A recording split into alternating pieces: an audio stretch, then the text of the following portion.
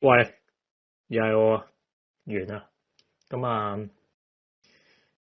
錄音嘅時候咧，我都仲未諗到呢個節目究竟叫咩嘅，因為我發現我成日同阿茂姐捉佢過嚟吹水，我都覺得我應該俾翻個名分佢嘅，咁所以我係諗住再開翻個節目名啊。雖然我唔知之後會唔會定期會間唔中揾佢傾下偈咁樣，但係都應該會㗎啦，係因為佢都係唔會揾到嘢做㗎啦。我都係唔會揾到嘢做噶啦，所以兩個英國失業嘅人冇嘢做，最好做嘅做咩咧？就係吹水同埋錄節目啦，係啦。所以我諗下，可能個節目名係嗰啲我在英倫失業時期咩又轉生，然後好得閒，所以揾埋佢一齊做節目嘅。嗱，我在英國失業，所以轉身成為 YouTuber 咯。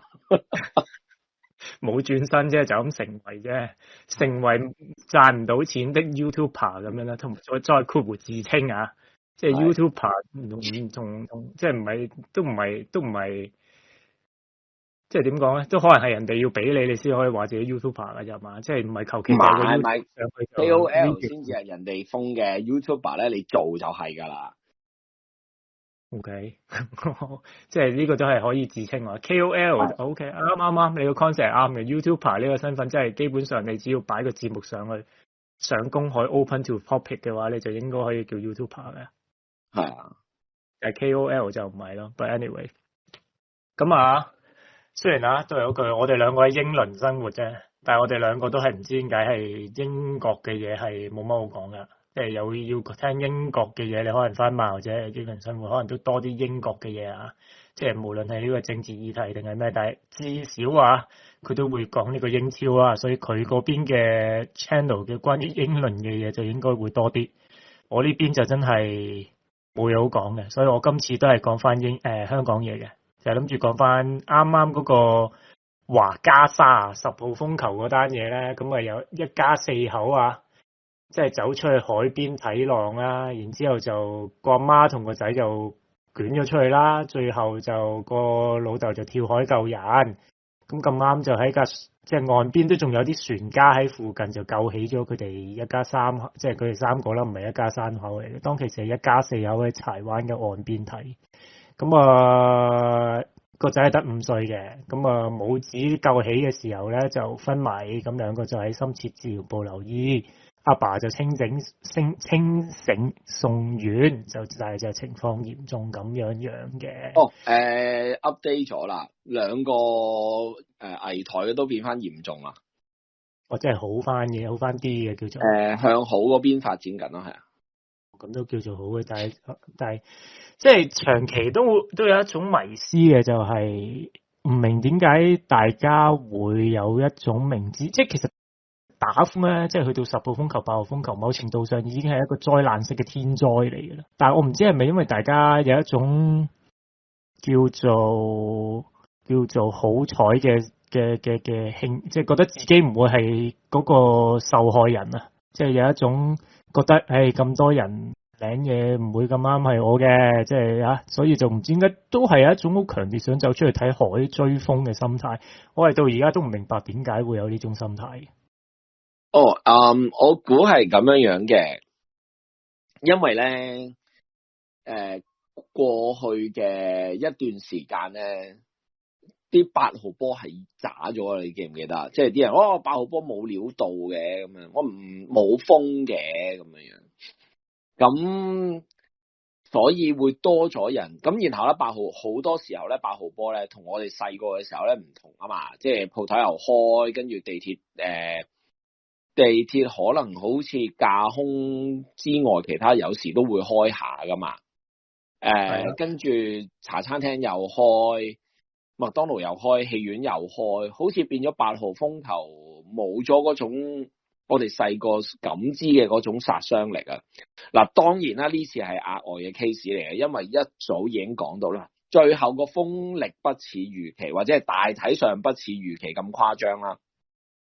但係應該係一早就已經講呢個風係惡到撲街嘅，雖然到最後並唔係咁誇張，咁所以佢又同我頭先講過少少，即係講嗰啲有少少唔一樣。但係所以今次咧就真係呢家人咧或者係會做呢樣嘢嘅人咧，就真係為咗想，即係可能一生人只有一次機會見到一個咁強嘅超級颱風，咁啊，不如咩都睇下啦，所謂人一世物一世，咁而即係如果真係出事嘅話，咁咪正正就兌現咗真係人一世物一世，縮短嗰個人一世咯。但係都係嗰樣，我成即係正如你頭先話齋，呢個風球已經係一早講咗係一個好勁嘅風嚟啦。即係無論係政府又好，或者係坊間傳言都好啦，係咪先？就算你唔信你 WhatsApp group 嗰啲咁嘅傳言啊，咁啊政府都講到明話係咁誇張嘅時候，點解？同埋都係嗰句，你呢啲唔係單一嘅 case 啊嘛，即係成日都發生嘅喎。即係呢排呢幾年，即係當然我唔係即係姜濤墮海就唔關颱風事啦，係咪先？但係之前都有好多呢啲咁嘅墮海嘅事件出現過嘅時候，唔明白，完全唔明白點解啲人係會中，即係特別係住喺香港嘅人。即係你話係一啲遊客，哇！我千里迢迢入落到嚟嚟旅行咁樣，已經冇得周圍去㗎啦。咁啊難得我成世人都未見過海喎，仲未見過咁勁嘅風球，我梗係去見識下。咁呢個心態我明嘅。但係你係一個本地嘅香港人嘅時候，你睇下今年啲風多到咁樣喎，大佬，你驚冇機會俾你睇咩？我又覺得有少少唔能夠理解嘅，係我到而家都唔明。更何況你有時你要睇風，你係咪要睇到咁近去睇咧？即係我頭先開麥前都同馬豪姐講嘅，即係講一個比喻就係，喂，大佬，你見火山爆發，咁當然啦，人一世物一世，我唔係唔去個火山口度睇下係嘛？即係你就算睇都唔係要行到咁近啊，係嘛？你去個山腰睇都好啊，係嘛？而家佢哋直頭係我睇翻啲 video 嗰啲，雖然係有鐵絲網同圍欄啦，係咪先？但係真係喺咁大浪嘅情況之下，你唔好話大浪啊，喺一個冇浪嘅情況之下，姜濤都可以跌出海嘅時候，你咁大浪，你真係一啲危機意識都冇嘅咩？仲要你個仔得個5歲啫，即係你覺得你個仔都覺得想自己砍掉重練，所以你幫佢就推佢一把咁樣，即係嗰個危機意識係真係會唔會太低咧？真係可能即係爸爸個計謀就係令到佢可以再生個另外一個女人生過另外兩個仔女啩。但係個問題佢冇推個女出去，淨係推個仔出去，大佬。可能就係覺得唔想要仔咯。竟然係唔想要仔。可能啦，係嘛？即係有啲人可能真係咁噶嘛。不過其實我睇翻片，其實個女都有推埋出去嘅，即係全家都走咗出去嘅，但係就係得個阿媽同個仔俾浪捲咗出去咯。其實真係都幾戇鳩啊！即係諗起呢件事，因為打風嘅嘢咧，難得有日假期，好好地喺屋企唞下唔好咩？我唔係好明嘅，其實即係打風，如果打到8號風球，我個應該冇，即係除非落街食飯啊，即係因為你而家有開嘛，咁落街食飯啊。我係冇諗過會行出海邊嘅，即係我以前住觀塘，咁所以要出海邊又唔係真係好遠，但係我係完全唔會咁諗咯。我即係有啲人可能好享受嗰種狂風大作啦，其中有一張相咧，啲人咪講到話，哇，攞獎啊，好靚嘅就係有條友咧坐咗喺張嗰啲公園凳度，然之後面對住個大浪冚埋嚟嘅。我冇睇到，係可能有啦。嗰張相係影得好靚嘅，但係我即係睇嗰下，我有少少黑心嘅，我就係你會唔會已經死咗嘅咧？其實呢張係你遺照嚟嘅咧。正所謂都係有今生冇來世啊嘛，係嘛？所以好彩影得靚啫。如果影得唔靚嘅話，你真係冇得影多次嘅，大佬。係啊，即係冇。我覺得咁樣做係好似去到嗱，你知嗱呢個人咧，我因為佢係影住背影啊，佢就係即係有個應該係啲操刀嘅，係啲好勁嘅攝影師，因為真係影得好靚。佢就係影住張將嗰個男人坐喺嗰張公園凳度望住個海，然後可能係杏花村嚟啦，唔出奇啦，我真係完全唔知道。咁但係我估佢就應該係純粹感受嘅，咁即係睇下可能有啲人中意挑戰極限啊嘛。因為我見到另外一條片咧就係、有人真係想又係一家幾口嚟嘅，想打卡咁，然後咧個浪一冚埋你咧，幾條人咧全部即係冚到跌晒落地。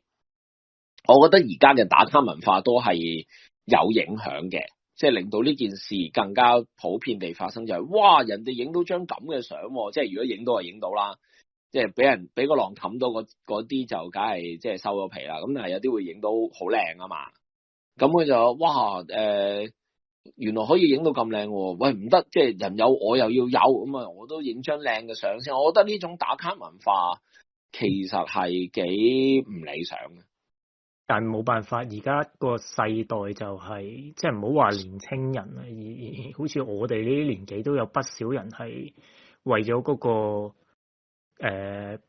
like 啦，即係所謂嘅 like 啦，即係佢唔同我哋呢啲喎，我哋呢啲係咁拗人叫人 like 同 subscribe 係因為我哋會有錢收嘛 YouTube 你明嘛？但係好多人唔係喎，好多人真係為咗人哋一個 like 或者係一個 comment 嗰種叫咩多巴胺嘅分泌可能係嘛？即係而家我哋成日都有啲科學啲嘅講法，就係點解啲人咁中意睇嗰啲 short 啊，睇啲 view 啊，睇抖音啊，就係因為你睇嘅時候個腦會分泌啲所謂嘅安多巴，即係唔知咩啦，即係總之令到你會有一種舒服嘅或者係一種開心嘅感覺啦。即係好似我上兩集節目我都有講過，係有人喺機場打卡，然之後影埋自己嘅登機證，俾人改晒佢啲餐，將全家分開坐噶嘛。即係咩話？係我有睇，我有聽。哦，即係我想話就係有好多人為咗博呢個嘅 like 就冇咗嗰個理性咯，感覺上就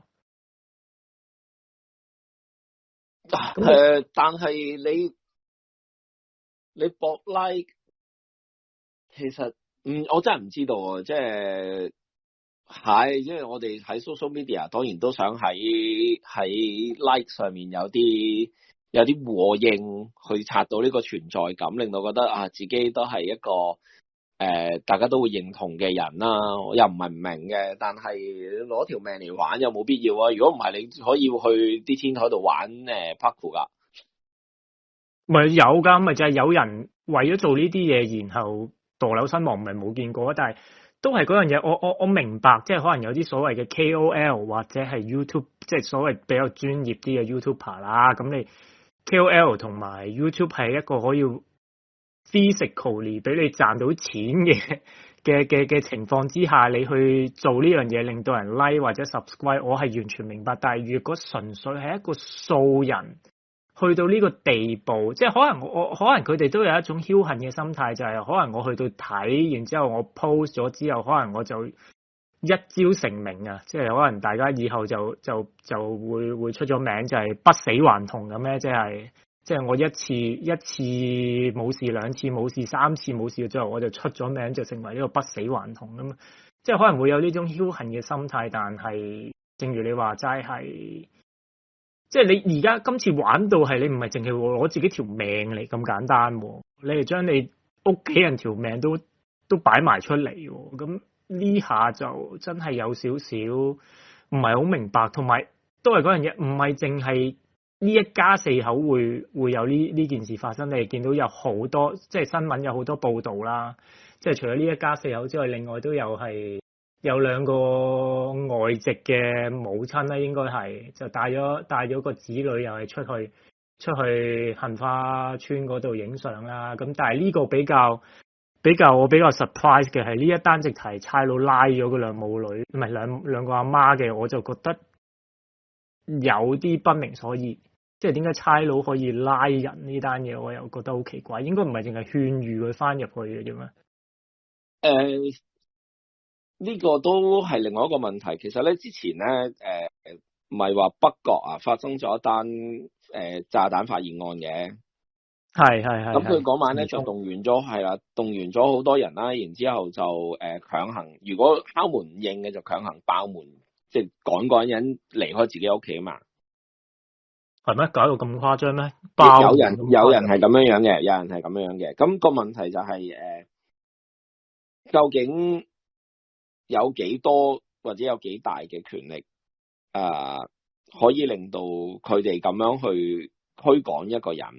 咁你話驅趕一個人離開某啲現場得唔得？咁梗係得啦，唔係冇試過啦，試過好多次添啦。咁頭先講緊嗰個炸彈發現案嗰個咧，就即係要拆嘅就係究竟佢可唔可以趕走一個人離開自己嘅 property？ 咁但係如果喺公眾地方嘅話咧，應該係可以嘅。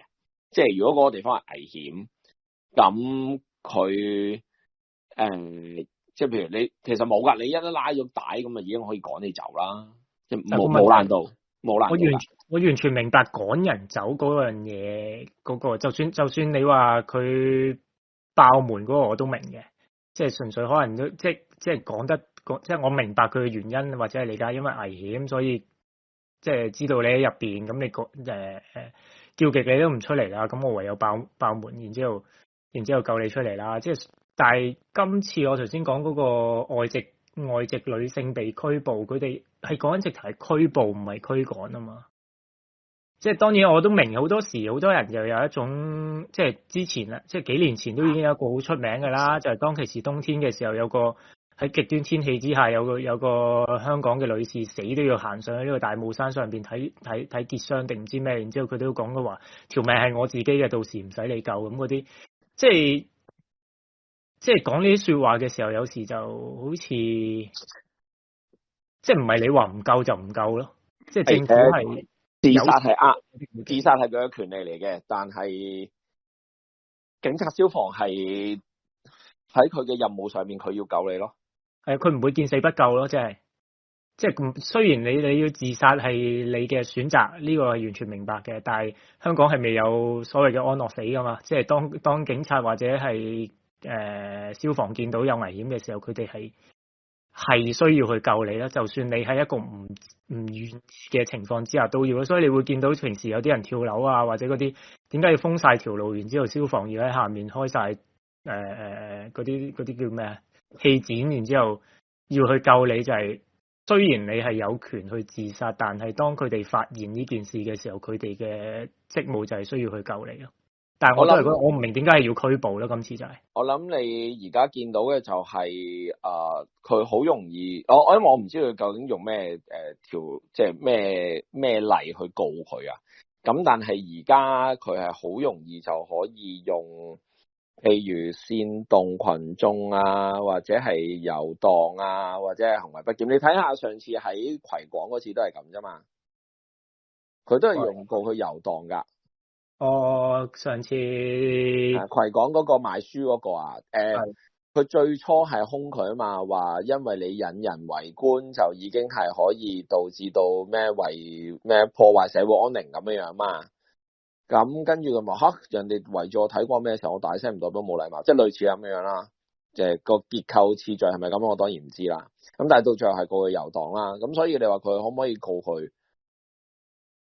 咁咪用遊蕩告佢咯，係嘛？即係你，因為你理論上雖然你話你出嚟睇海，但係佢就可以即係揾方法入鳩你，就話你而家我當你係遊蕩係嘛，無目的嘅，咁樣都可以屈你嘅，冇話唔得噶。你知而家幾開心噶啦，咩都告得噶嘛。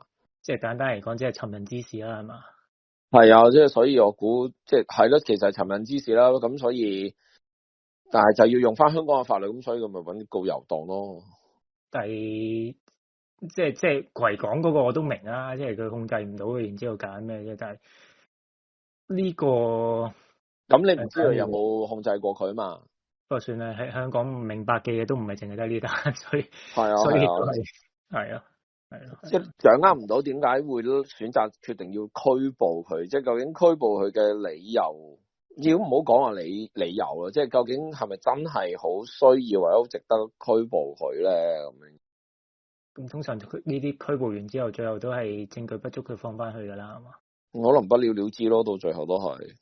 但係佢兩個即係反而呢兩個外籍母親過嚟睇，我反而會明嘅。即係我正如我頭先話，即係佢兩個一個係印度籍，一個係斯里蘭卡籍噶嘛，即係可能佢兩個真係成世人都未見過咁大風咁大。斯里蘭卡係一個島嚟嘅喎。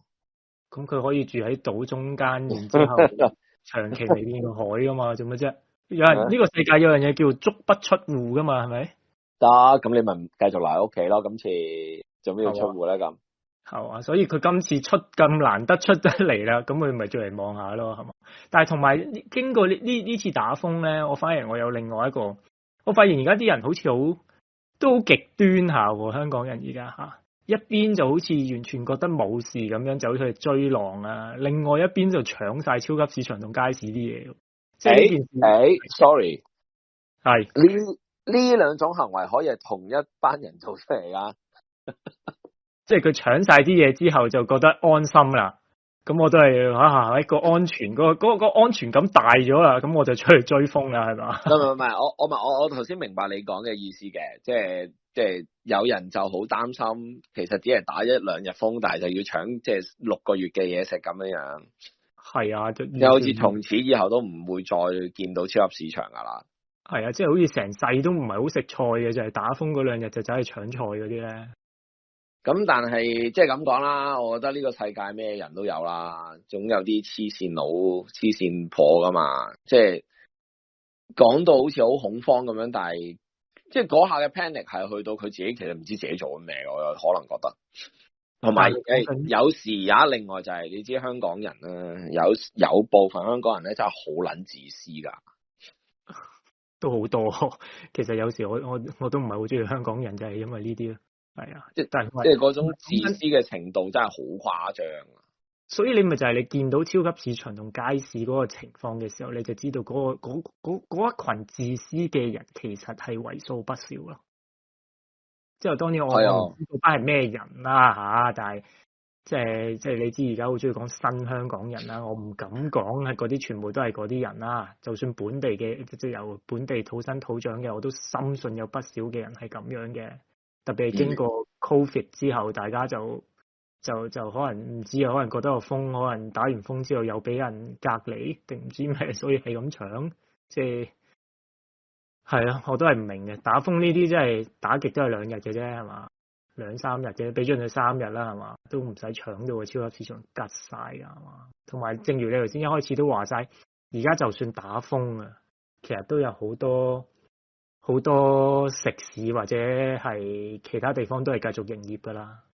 即係嗰種物資短缺嘅情況，係咪真係要擔心到係咁嘅地步？我就真係有少少不明所以嘅，我都係。自私咯，冇其他理由㗎啦。我真係覺得係自私咯。即係我覺得係比除咗自私之外，都有一種恐慌喺入邊嘅，即係即係唔係淨係純，即係唔係純粹嘅自私咯，即係唔係即係嗰啲係叫做純惡咯，係即係我明佢有種擔心，但係嗰種唔理智啊，同埋嗰種係即係因為其實正常你就算你自私都好，你淨係嗰2日，你需唔需要掃到咁樣咧？即係佢係有少少唔理智喺入邊嘅，對我嚟講就。當然都係啦，我都同意嘅，即係佢係有唔理智嘅部分喺裏面嘅。我覺得自私之外，就加埋呢種唔理智咯。因為你本身若果你係一個理性嘅人嘅話，你就知道嗰件事其實打2日風或者3日風，你係唔使咁多嘢啦。但係好明顯嗰下你係俾一種唔理智嘅嘢去嚇親你又好，或者係你過分擔憂又好，咩都先至令到你覺得你要買咁多嘢之餘，然之後你嘅自私令到你唔覺得自己需要留啲嘢俾其他人咯。係啊，所以即係都唔止㗎，有時即係都唔好講話打風啦。你諗下，我之前喺呢邊見到有啲 group 友即係香港人嘅 group 友見到之前係邊間超級市場咧？啲香港嘅Farm Food 香港嘅嗰啲杯麵咧。佢可能差唔多就嚟到期咁所以咧推咗一箱箱咁樣，係你知呢邊成箱咁買嘅杯麵，好平6磅24個。咁相對呢邊係真係平，即係一盒因為佢就嚟過期嘛，黐撚線啊！佢係一個人掃撚咗4箱定唔知6箱酒咯，即係買120個杯麵翻屋企，咁你咪即係你呢啲咪自私咯。第一，即係當然杯麵可以擺好耐啦，就算過咗期其實都冇所謂嘅，因為食得杯麵嘅都唔好介意佢過期啦。同埋即係佢都有分享俾人嘅，但係佢買咗6盒之後咯，6箱之後咯。嗱，你哋再去睇下有人翻灰有冇啦咁樣，我哋係咪即係嗰種自私係咁樣？其實即係回歸翻頭先第一部分講緊出去睇海，因為講下有啲扯得遠。我覺得都係一種自私嚟嘅，就係我想打張卡或者帶個仔女一齊話見一下人一世嘅嘢。你雖然得9歲，但係你一世就係得咁多時間嘅啫，即係都係一種自私嚟嘅。因為我可能即係有時而家都係要人救嘛，事實上都係要人救嘛。咁不嬲，我哋成日都講嘅啦。你即係喺呢啲情況之下，你走出去有咩事嘅話，其實不嬲都係要人救你嗰個都有危險噶嘛。所以其實嗰個自私嘅情況，我哋不嬲都明白嘅。同埋可能佢覺得香港由治及興，即係仲喺由治及興嘅路途啊嘛。可能由治及興咗之後，就以後連風球都冇得睇，所以就真係唯有係盡快去睇咯佢。唯一嘅諗法可能係咁樣咯。係啊，所以即係如果唔係真係諗唔完全唔明白，完全唔明白。仲要嘅話，我睇翻啲相啊，開頭個阿爸係行後咗，同啲仔女即係幫啲仔女同個阿媽影相嘅咯，即係推晒佢，除咗阿爸自己之外，推晒啲老婆仔女出去岸邊嘅喎，大佬。但係你覺得，即係如果有事嘅話，你覺得抵唔抵死啊？就雖然而家佢哋有叫做好轉緊啦，但係如果即係真係出事嘅，你覺得抵唔抵死啊？抵死㗎，即係你自己攞嚟㗎嘛。雖然係一件悲劇啊，即係有啲傷亡嘅，永遠都係覺得係一種悲劇嚟嘅。但係個問題就係你自己造成咁嗰種悔，唔係叫悔疚嘅，但係嗰種內疚啊，即係一個唔覺意啊。今次啊，阿爸冇事。但係個老婆同個仔有咩事走咗嘅話，真係內疚一世。雖然我唔知道究竟係邊個提議呢件事，可能係阿媽話要去嘅，又或者阿爸話要去嘅。咁但係你咁嘅情況之下，你真係成家人仲俾佢一齊出去嘅話，其實剩低嘅人真係內疚到不得了。咁內疚係梗噶啦，但係如果件事係你搞成咁，我覺得你亦都無話可說嘛，係嘛？係，所以我絕對認同係抵死噶。如果真係有咩事嘅話，雖然係一件即係再重申一次，雖然係一件唔好嘅事，但係真係自己攞嚟抵死咯。仲要其實都係嗰樣嘢，呢啲咁嘅打風情況之下，唔好話你識唔識游水，你即係方力伸落去都未必救得到人嘅，大佬。都唔關識唔識游水事，個浪啲力幾大先得噶。係啊，因為你即係唔好話你岸上邊見到嗰啲湧浪，喺個海下面仲有好多真係暗湧嘅，但係即係捲到你唔知去邊嘅，即係唔係你睇到上邊好似咁。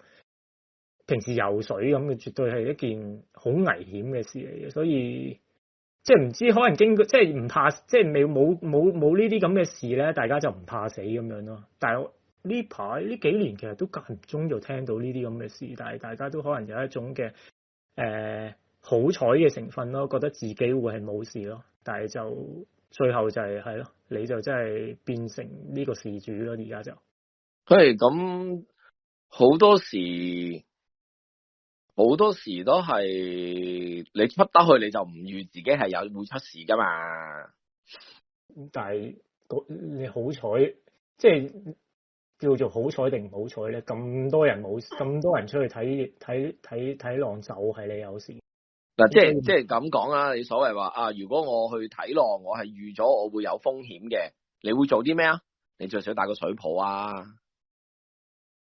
可能冇啊，唔係啊，即係唔係啊？我嘅意思就係話你唔好話你冇啊。如果你既然預咗你認為出去睇浪係會有危險嘅，咁你係會準備噶嘛？即係譬如打個比喻啊，如果你去玩跳傘，你都會買保險一樣啦，唔啱嘛？即係我嘅意思就係、咪就係所有去睇浪嘅人都唔會覺得自己就係會出事嘅人咯。佢哋唔係唔覺得自己出事嘅，佢知道自己會出事嘅，但係佢嗰個所謂嘅即係所謂嘅出事就係佢會覺得係濕身咯。所以你見到咁咪唔係出事咯？唔係咁咪唔係出佢事。哋覺得所謂可以出嘅事就係濕身啊，所以啲仔咁咪就唔係出事咯。而所以咪就係唔出事咯。出事嘅意思當然就係講緊受傷嘛。佢就係低估咗可以出事嗰件事嘅嚴重性啦。喺佢哋心目中，可能所謂嘅出事只不過係濕晒個身咯。唔係咁就唔係出事啦，屌！對佢哋嚟講，可能淨係以為最大件事就係咁咯，但係而家就係佢哋低估咗會出事嗰種嚴重性咯。所以咪就係戇鳩咯，即係講到尾都係戇鳩咯，即係大風大浪你就唔好走出去啦。同埋已經講緊到明，不過你既然都係嗰句啦，你雖然冇預咗，但係你既然知道咁大風大浪，咁就即係個結果你應該都值得承擔嘅，係咪？求人得人啊！佢冇求過嘅，但係即係出嚟嘅後果係咁樣咁啊！即係正如盒奶酸咗，你都走去飲嘅，咁啊冇事係好彩咯，係嘛？肚屙係正常係咪？係啊，屙係正常，但係即係你可以屙到忽必烈噶嘛？所以都係，唉，即係雖然我都唔係好認同嘅，成日都有啲人講話生仔係要考牌，但係其實呢個都唔關生唔生仔事，呢個應該係正常嘅人嘅一個 common sense 嚟，係 common sense is not common 而家就真係。唔係啊，即係生仔要考牌係因為你唔識湊仔嘛，你而家係自己都去埋啊嘛，咁啊唔係湊唔湊仔嘅問題啊嘛。咪所以咪就係根本係自己做人都未搞得掂咯，即係嗰種冇 common sense 嘅程度係去到咁樣咯，所以總之都係嗰句啦。你其實就係大風大雨，你走出去睇浪本身就係戇鳩啊！要睇你睇記者現場直播咪得咯，同埋即係啲記者都好撚慘噶啦，咁冇嘅係嘛？咁佢都係想扮嘢，咁咪咩咯？記者比佢哋好嘅係記者會有個安全設施，然後佢會真係相應嘅裝備啊嘛。但係好明顯，佢哋得對水鞋同埋拖鞋就真係難搞咯。同埋我想話，而家咧喺香港嘅天文台係咪搬咗去杏花村嘅？即係而家所有打風嘅消息都係以杏花村嚟做一個標準嘅喎。哦，咁係因為啲風勢早喺嗰邊出現嘛，即係因為啲颱風好多時候都係先吹北，然後東北、東南咁樣噶嘛，咁所以咪係嗰邊先咯，好合理噶。所以將個天文台搬去嗰邊就啱噶啦。咁又唔使，咁啊然之後到如果個風過咗我哋嗰邊，啲風咪打西北烈風或者西南咯，西南好少嘅，多數都係打西北烈風。咁所以個風過咗我哋嗰邊，即係向咗澳門江門嗰邊走嘅，就多數都會係打西北烈風，咁咪元天團嗰邊含撚咯。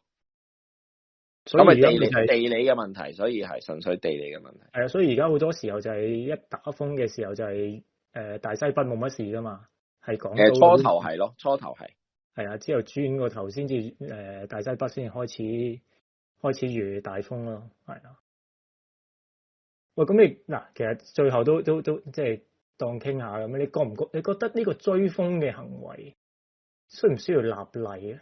唔需要，唔需要。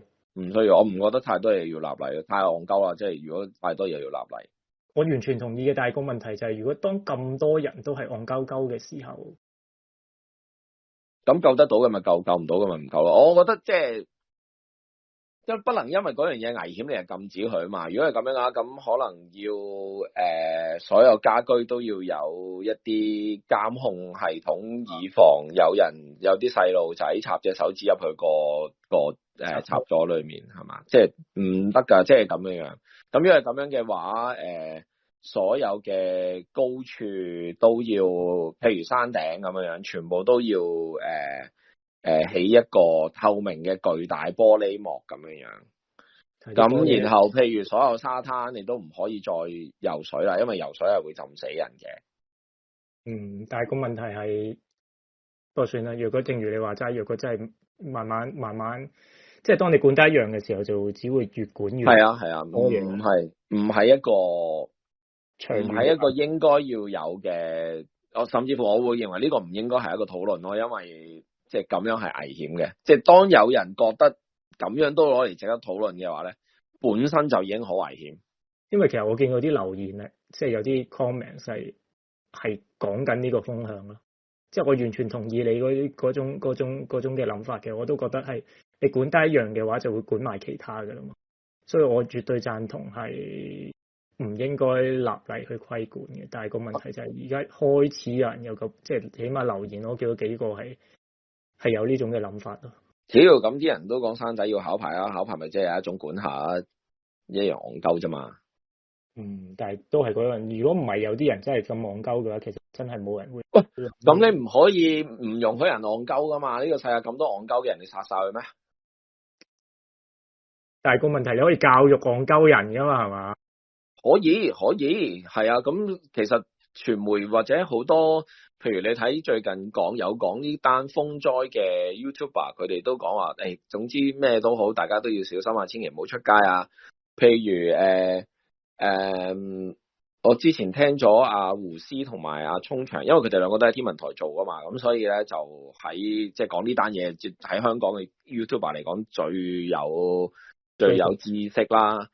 咁佢講下都話啊，譬如啲車咧就唔好泊喺咩啦，即係唔好泊喺地牢啦。最要移嘅話咧，就最好就移去呢一個即係高層嘅多層停車場啊，或者如果你住30幾40樓嘅話咧，因為啲屋一擺咧可以搖到1米咁多㗎，其實最多。咁如果係嘅話咧，就即係最好睇下可唔可以有機會可以問到住得矮啲嘅親戚朋友，可以借宿一宵咁樣啦。咁但係咧佢都即時補翻一句，但係如果你之前冇做嘅話咧，而家唔好做啦，因為係危險啊！即係其實係有教㗎。但唔聽嘅人係為咗要滿足自己嘅虛榮同埋自己嘅即係嗰種慾望嘛。咁但係你制止唔到噶嘛。完全明白，亦都同意嘅。即係而家成個世代就係嗰種為咗追求嗰種所謂嘅虛榮或者所謂嘅快感啊，大家好似係唔係好理性嘅。But anyway 啦，每個世代都有每個世代嘅問題。係啊，只可以講，哇！突然間好啦，正經添到，唔掂喎，真係。吓，好正經咩？好唔正經啊？正經啊，都係講翻姜濤啦，我哋。俄海就唔好淨係諗住姜濤啦。我唔得，佢一見到呢單嘢嘅時候，雖然係一個慘劇，但係我即刻第一時間淨係諗起浮屠嘅啫，其他嘢我都諗唔到。你喺個標題裏面，即係標題裏面寫啲姜濤2.0啊。姜濤2.0，懷疑有人模仿姜濤跌落海，再俾船家救起，係咪啊？係咯，一家三口啊。仲要一家三口同時間模仿噶嘛？係嘛？冇錯。anyway 啦。點啊？仲有冇啲咩可以補充下咁啊？差唔多啦，呢單嘢我覺得就係總之追風就戇鳩啊，係啊。係，即係以前我都明嘅，即係以前嘅啲人打風咧，我識嗰啲人去玩 surfboard 嗰啲咧，好中意一打風就走去沙灘噶嘛。但係而家應該都少咗，因為而家啲風真係太勁。即係嗰啲人因為覺得喺香港你冇嗰個浪可以俾你玩，唯一玩嘅就係打風嘅時候，咁所以即係機會冇乜嘅時候，我都明佢哋嘅。但係呢啲純粹真係打卡嘅文化，即係好似呢一家四口咁，我就真係都係有少少覺得係不能夠理解嘅。But anyway 係啦，咁冇補充的話，我哋就暫時講到呢度先啦。咁都係嗰句啦，來都來了啦。即係覺得好聽嘅就 like 啦、share 啦、subscribe 啦，有意見嘅就留言啦。覺得唔好聽嘅，我係唔介意 dislike 嘅，係雖然我都收到不少 dislike，我都唔明點解嘅。然之後咧，我嗰次係講咩咧？我諗係應該都係有啲人唔中意我啊，所以唔理咩，求其就 dislike 咗先啦。咁冇所謂嘅，我完全歡迎你 dislike。同時間若果講得唔好嘅話，就 share 俾你啲唔中意嘅朋友，叫佢 like 啦、share 啦同 subscribe。咁我一出片嘅時候咧，就會打攪到佢啦。咁最好啦。咁今集係咁多啦。咁下次再講啦。拜拜。拜拜。